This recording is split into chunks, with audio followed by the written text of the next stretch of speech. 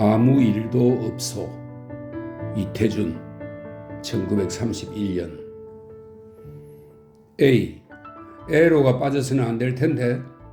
에로는 에로틱의 준말로 성적인 내용의 기사를 말합니다. A. 에로가 빠져서는 안 될 텐데.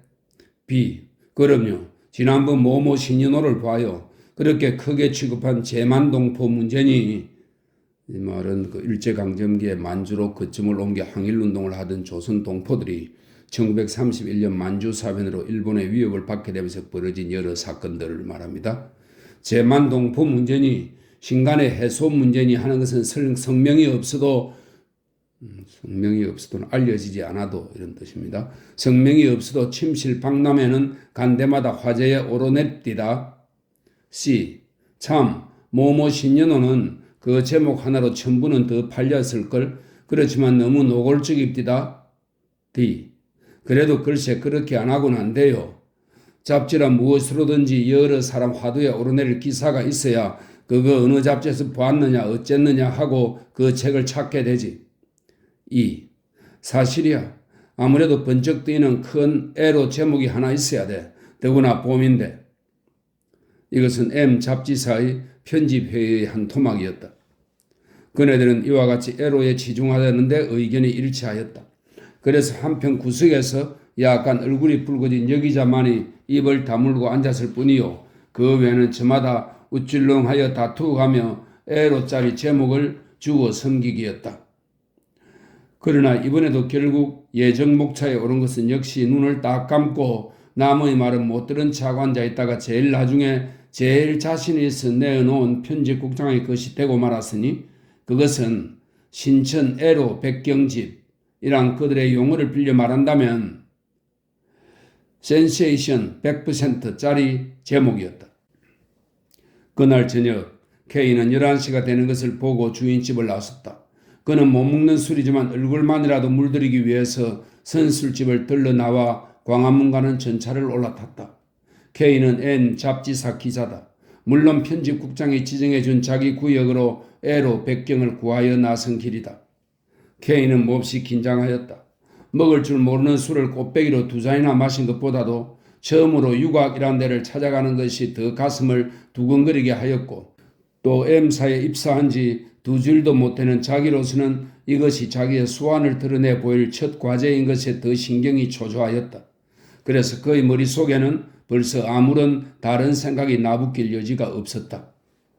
저녁을 먹을 때만 하여도 그는 밥주발과 함께 자기 자신에게 가볍지 않은 멸시와 분노를 느끼며 모래알 같은 밥알을 씹었다.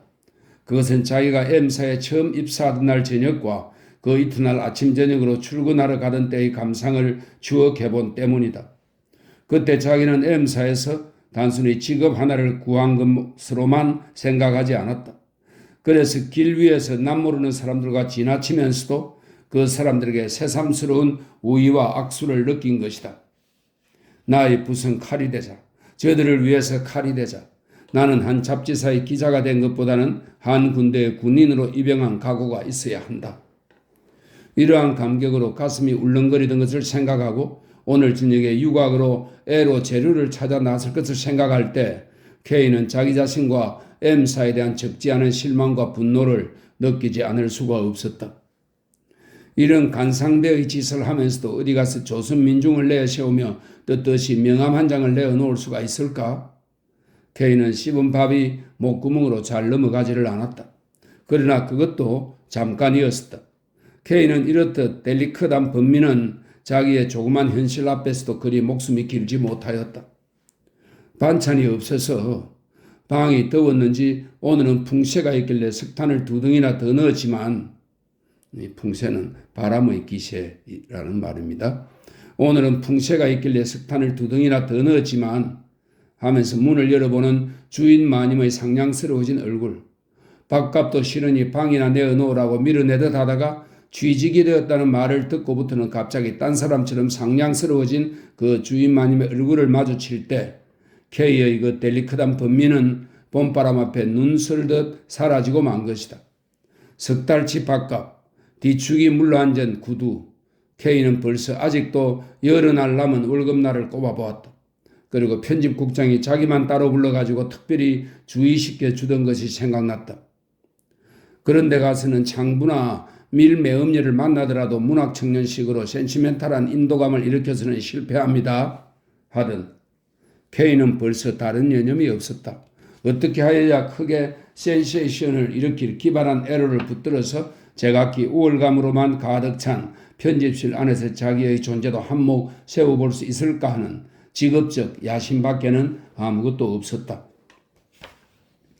K는 전차를 내려 어두컴컴한 병목정 거리를 토바 올라갔다. 병목정은 지금의 중구 쌍림동의 일제기 명칭입니다. 토파 올라갔다는 것은 힘들게 더듬어 올라갔다는 뜻입니다.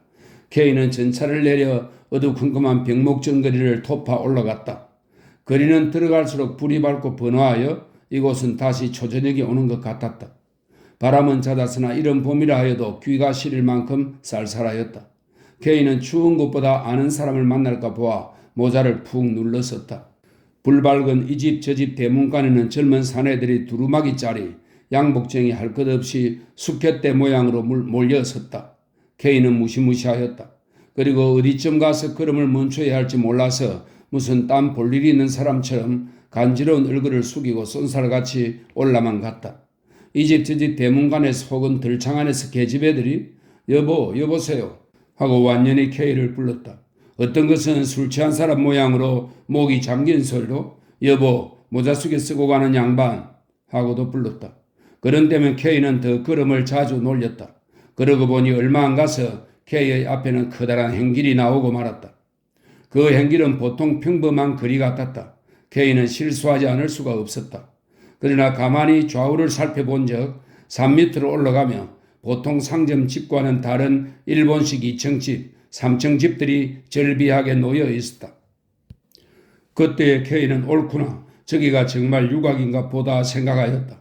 그리고 가까이 가서 본 적 과연 집집마다 문 안에 으슥하게 들었을 곳을 만들어 놓고 마치 활동사진관 문 앞에 배우들의 브로마이드를 걸어놓듯 장기들의 인형 같은 사진을 진열해 놓았다. K는 아까 지나온 조선집 거리처럼 그렇게 난잡스럽지 않은 것을 다행으로 모자는 숙여 쓴 채 너댓집이나 문간에 들어서서 다른 사람과 함께 사진 구경을 하였다. 그러나 별로 붙잡을 것이 없었다. 그 모양으로 다니다가는 밤을 새워도 기사될 재료는 하나도 없을 것 같았다. 그래서 K는 다시 용기를 내어 각오하였다. 이것도 기자 생활의 순환인가 보다. 나성길이니 철저히 한번 활약해 보자 하고 다시 아까는 겼는 줄도 못하고 지나온 좁은 거리로 되돌아섰다. K는 무엇보다 창부들 속에 소녀가 많은 것에 놀랐다. 소녀라니까 정동녀를 의미함이 아니라 정동녀는 수처녀, 동정녀를 말합니다. 정동녀를 의미함이 아니라 몸으로서 사내를 꿰기에는 너무나 털도 벗지 않은 살구처럼 이제 15, 16세짜리들이 머리채를 따 느린 채로 대문간에 나서서 노래가락을 흥얼거리며 이 녀석 저 녀석에게 추파를 보내는 꼴은 K가 보기에는 너무도 비극이었다. K는 곧또래 중의 하나에게 어느 틈에 손목을 붙잡히었다. 그리고 어느 집 앞마당으로 끌려 들어갔다. K는 얼굴이 화끈거리고 그 계집애의 하는 양이 흥분을 느끼기보다 처근하게만 보였으나 아까 편집국장의 주의가 이런 때의 나의 심리를 경계함이거니 하고 그 계집애가 하라는 대로 따라하여 보았다. 그러나 방문을 열고 들어가자는 데는 생각할 일이었다. 이런 때 쓰라고 준 것인지는 모르나 아무튼 사이에서 밤창값으로 몇 원씩 받아 넣은 것이 있기는 하지만 그 돈을 쓸 목적으로는 그 방에 따라 들어갈 용기가 없었다. K는 그만 텐마루에 그를 더안고 말았다. 그때 마침 빈듯이 조용하던 옆방에서 문이 열리더니 동저고리바람은 두루마기와 갓을 갖추지 않은 차림새를 말합니다. 동저고리바람 노동자 하나가 얼굴을 들지 못하고 후닥닥 뛰어나왔다. 그리고 제 뒤를 따라 나와 간드러지게 안녕히 가셔요 또 오세요 하고 인사하는 계집을 한번 돌아다 보지도 않고 무한이나 당한 것처럼 튀어나갔다. K는 도둑놈이나 본 것처럼 가슴이 서늘하였다. 그리고 얼마 멀지 않은 곳에서 전차 소리가 울려오는 것을 듣고 불과 지척인데 이런 세상이 있었구나 하는 것을 새삼스럽게 느끼었다. 계집애는 어서 들어와요. 하고 입술을 쌩긋하였다. 어느 틈에 다른 계집들이 모여들어 K의 모자를 벗기고 K의 구두끈을 끄르고 말이나 도야지를 몰아넣듯 K를 몰아넣었다. 그리고 방문까지 닫아주고는 모두 흩어졌다. 계집애는 K의 모자를 집어 걸었다. 그리고 경대 앞으로 가다니 물 건너온 구릉이처럼 기름이 번지르르한 머리채를 올려 의의 머리를 털고, 의의 머리는 간단히 올려 묶은 머리입니다. 의의 머리를 털고 나서는 서슴지 않고 저고리를 벗었다. 그 몇 푼짜리 안 되어 보이는 인조견 저고리가 대단한 것처럼 소매들을 맞추어 개어 놓더니 다른 저고리를 갈아입지도 않고 벗은 채로 K에게 마주 나섰다. K는 그 계집애의 속몸을 보고 다시 한번 놀라지 않을 수 없었다. 너 몇 살이냐? 그렇게 노려보지 말아요. 무서워요. 호호. 그 계집애는 제 손으로 K의 눈을 가리며 어리광을 떨었다. 그 애티 있는 목소리엔 그렇게 어리광을 부리는 것만은 천연스러웠다. 너 몇 살이냐? 계집애는 그 암만 살이요 하고 묻는 대로 대답하는 것은 싱거운 줄을 알았다. 나 몇 살 같아 벼요? 알면 용치. K는 계집애의 나이를 짐작할 수가 없었다. 말소리와 얼굴을 보면 많아야 15밖에 안 되어 보이나 그의 젖가슴을 보면 20살도 훨씬 넘을 것 같았다. K는 귀신에게 홀린 것 같았다. 애 뒤는 얼굴을 보고 불쌍하게만 생각하였던 K도 그 계집애의 속 몸만은 완전히 계집의 한 몫을 당할 만한 것을 볼 때 묵살하기 어려운 새로운 흥분으로 전신이 흔들리었던 것이다. 그러나 K는 그 계집애가 치마끈까지 끌으며 정식으로 흥정을 걸려 할 때 다시는 그의 나이도 물어볼 용기 없이 1원짜리 지전 한 장을 빼어놓고 그대로 나오고 말았다. 집집마다 문간과 들창문 앞에 왁자지껄하고 모여서는 어중이 떠중이들은 아까와 다름없었다. K는 우선 정신을 가다듬으려 어두운 골목으로 들었었다. 그리고 그 어두운 골목, 나머지 집 담장 밑에서 새 애로 하나를 발견한 것이다. 어두운 골목에서도 다시 그늘 속에서 장부 같지도 않은 흰 두루마기 입은 여자 하나가 분명히 K를 불렀다. K가 가까이 다가선적 그는 또 분명히 이리 좀 오세요 하고 앞을 서서 걸었다. K는 옳다. 이런 것이 독구다네로구나. 독구다는 특종을 뜻하는 일본말입니다. 독구다네로구나 하고 그의 뒤를 쫓아섰다. 호리호리한 키와 몸맵시가 있었다. 몇 걸음 가지 않아서 그는 돌아보곤 하였다. K의 눈에도 이상스러운 것은 이런 짓을 하는 여자 쳐놓고 머리 매무새가 거친 것과 걸음이 빠른 것이었다. K는 무섭기도 하였다. 그러나 기사 재료로는 다시 없는 흥미에 부지런히 쫓아갔다. 골목은 점점 어둡고 좁아졌다. 오막살이들만 모여 앉은 골목을 몇 번을 꼬부라졌는지 육악총과는 완전히 경계를 벗어날 설즈음에 그 계집은 다 쓰러져가는 오막살이 앞에서 발을 멈추며 K를 돌아보았다.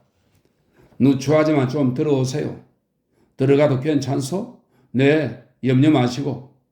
그러나 K는 주저하다가 자기의 목적과 정체가 다른 것을 생각하고 용기를 얻었다. K는 그의 뒤를 따라 행랑도 없는 문간에 들어서니 이내 마주친 것이 그 여자가 문을 여는 건넌방이요. 손바닥만한 마루를 건너 안방은 불이 켜 있기는 하였으나 덧문이 닫혀 있었다. 벌써 새로 한 점은 되었을 때라 빈민촌의 밤은 죽음과 같이 고요하였다. K는 머리끝이 쭈뼛쭈뼛 하는 것을 참고 주인이 인도하는 대로 방 안에 들었다. 방 안은 전기도 아니요 촛불인 것이 더 그로데스크하였다. 여기 앉으세요. K는 앉으라는 대로 하였다. 모자 벗으셔요. K는 그것도 하라는 대로 하였다. 방 안에는 경대 하나 없었다. 그 값싼 인조견 입을 채 놓이지 않았다. K는 이 여자가 너무도 살림이 구차해서 이 짓을 하는구나 추측하였다. 고생살이에 쪼들리긴 한 얼굴이나 나이 이제 24, 5세밖에는 안 돼 보이는 때라 워낙 바탕이 둥그스름한 얼굴이 곱다기보다 어딘지 품이 있어 보였다. 저 방에는 누가 있어? K는 안방 쪽을 가리키며 넌지시 물었다. 상관없는 사람이에요.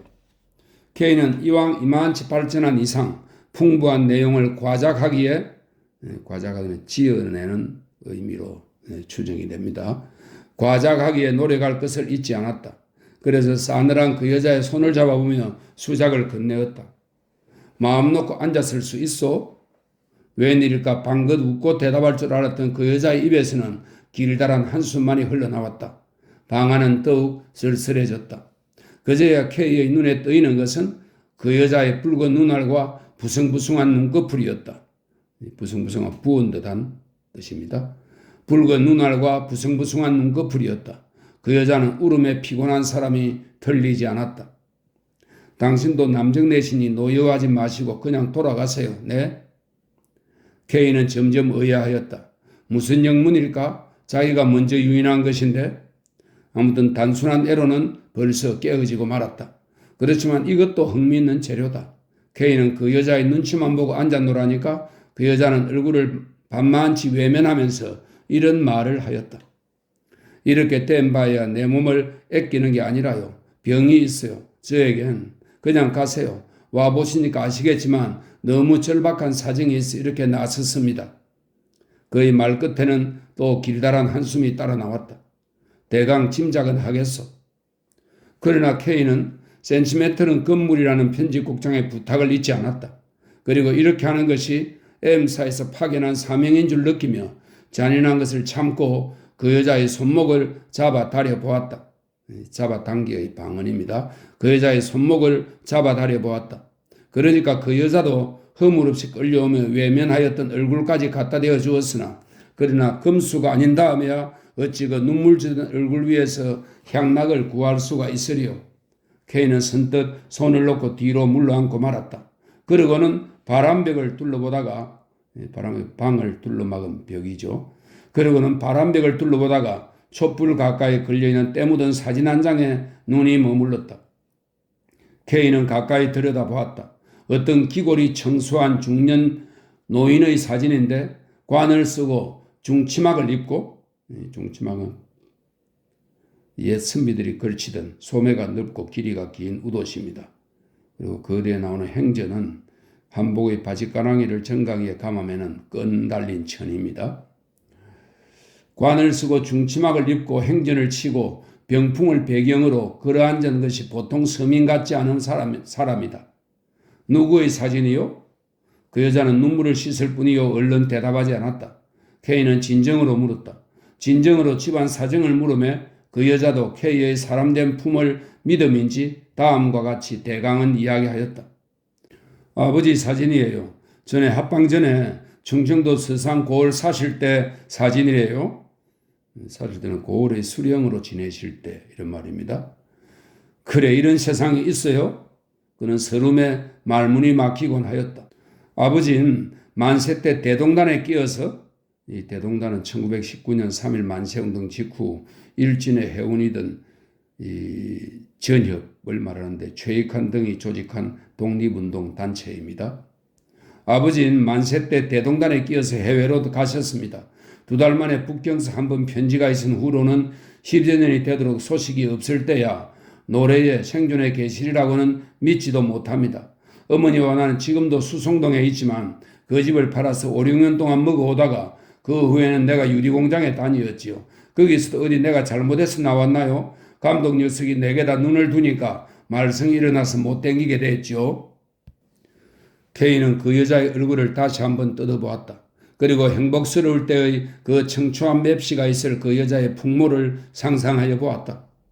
식구는 단 2식구지만 버는 사람 없이 어떻게 견딥니까? 그래서 요 앞에서 싸져나는 녀석이 있어요. 그 녀석이 상처를 하고 나서 자꾸 사람을 보내길래 하는 대로 가만두었지요. 그는 상기한 얼굴이 더 한 겹 붉어졌다. 글쎄 이불 한 자리 하지 않고 쌀면발 갖다 놓고는 목구멍이 보두청이지요. 남의 몸을 더럽혀 놓고 그뿐인가요? 휴. 그는 창하에 맞은 이 창하는 덫의 방언입니다. 그는 창하에 맞은 날짐승처럼 고개를 떨어뜨리고 허덕허덕 늦게 울었다. K도 눈이 뜨겁고 콧잔등이 뻐근해 오는 것을 누르기 어려웠다. 글쎄 그 못된 병을 올려주고는 발을 뚝 끈섭디다 그려. 그런 놈이 있어요? 세상에 약값이나 좀 물어달래도 못 들은 채 하지요. 그 놈을 고소를 하지요. K도 분해하였다. 고소요? 그렇지 않아도 고소들을 하라고 그래요. 그래서 경찰서에 갔더니 이런 동네에 사는 때문인지 되레 나를 글쎄 밀매음을 했다고 이 뺨 젖밤 때리며 가둡디다 그려. 그는 눈을 선벅거리며 입을 비죽거리었다. 그러니 호소무처 아니하요. 호소무처는 억울하고 운통한 사정을 하소연할 곳이 없다 이런 뜻입니다. 그러니 호소무처 아니하여 어저녁에 일주일 만에 유치장을 나왔습니다. 밀매음을 하고 돈 못 받았다고 고소하러 왔다가 도리어 잡힌 배심 좋은 밀매음녀라고 신문에도 났다고들 합디다. 몹쓸 놈의 세상 같으니. K도 며칠 전에 두 신문에서나 그 기사를 본 생각이 났다. 난 유치장에서 굶지는 않았지요. 글쎄 60노인이 며칠을 굶으셨는지 말씀도 못하고 누워 계십니다. 그래요? 그러니 내가 어떻게 합니까? 힘이 세니 강도질을 합니까? 무슨 제패 먹을 것이나 남았습니까? 생각도 못해 나섰죠. 그랬더니 어젯밤에 내가 웬 사내 하나를 때리고 이 방으로 들어오는 것을 어머니가 아신가 봐요. 무슨 이상스러운 기척이 있길래 곤두박질을 해서 건너가 봤더니 벌써 어머니는 눈을 치뜨고 양재 묶그릇만 뒹굴고 있습니다. 그려? 사람 살리라고 소리쳐 보고 싶었지만 말이 나와야죠. 어머니 시체는 지금 저 방에 계십니다. 저 안방에. 이러고 내 목숨이 살아서 무엇합니까마는 내 어머니 시체나 내 손으로 감장해야 안 합니까? 그는 여기까지 말을 하더니 갑자기 입술을 바르르 떨고 상기되었던 얼굴이 백지처럼 질리면서 쓰러지려 하였다. 왜 아프시오? 아니요. 할 뿐 더 기신을 차리지 못하였다. 기신은 기력과 정신입니다. 더 기신을 차리지 못했다. K는 그만 자기 동기간의 일처럼 울음이 터져 나오려 하였다. 그를 끌어안고 같이 소리내어 울고 싶었다. 방바닥은 얼음같이 차올라왔다. 그러나 K는 얼굴이 화끈하였다. 저들을 위해서 나의 붓은 칼이 되리라 한 그 붓을 들고 자기는 무엇을 쓸어 나섰던 길인가? 고약한 놈이다. 하고 K는 얼마 안 되는 시제를 털어놓고 사람 살리라고 소리나 지를 것처럼 주먹을 쥐고 서두르며 그 집을 뛰어나왔다. 그러나 세상은 얼마나 고요하랴, 얼마나 평화스러우랴. 어디선지 야경꾼의 딱딱이 소리만이 불도 나지 않았소, 도적도 나지 않았소, 아무 일도 없소 하는 듯이 너럭너럭하게 울려왔을 뿐이다.